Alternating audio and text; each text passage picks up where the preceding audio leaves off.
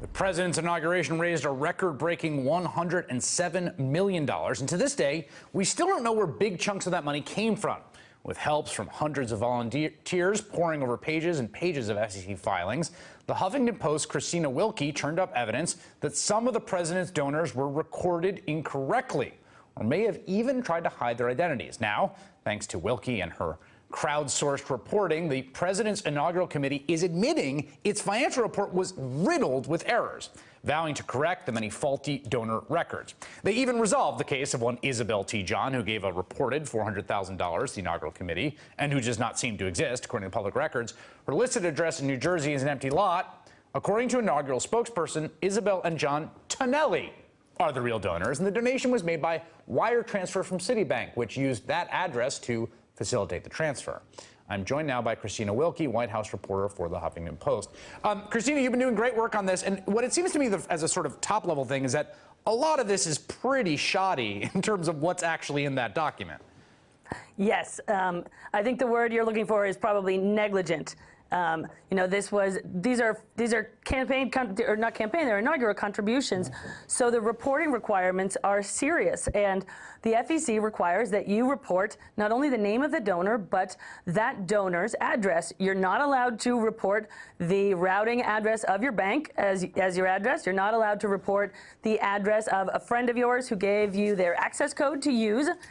You're not allowed to write your company's name and then just a city and state.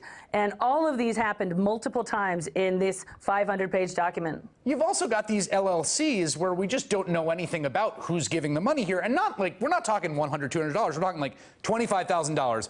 Jan Castle LLC, registered 8 weeks before the donation. Address listed as a P.O. box. Can't find any associated individuals. Like, who knows? That's just like a mystery donation from out of nowhere to the inaugural committee that we don't know anything about. That we don't know anything about, that the inaugural committee is looking for. They're trying to find out who this is. You know, so companies are allowed to donate to inaugural committees, and that's one of the reasons that there's so much money here and that there's such big numbers. But what you're not allowed to do is use a full shell corporation. So your company has to be operational. It has to be real and do something.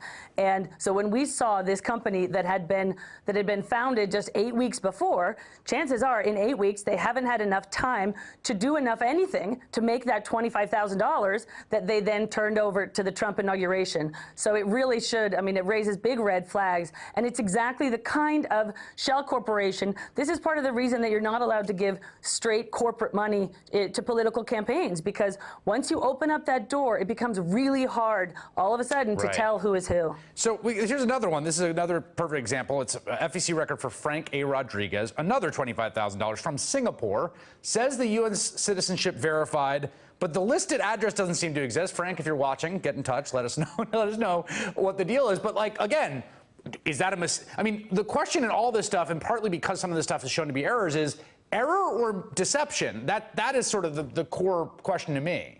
Right, and it really is, the donor has an obligation to report themselves accurately. So if you're looking for deception, arguably it would be on the side of some of these, you know, of these no-name shell LLCs.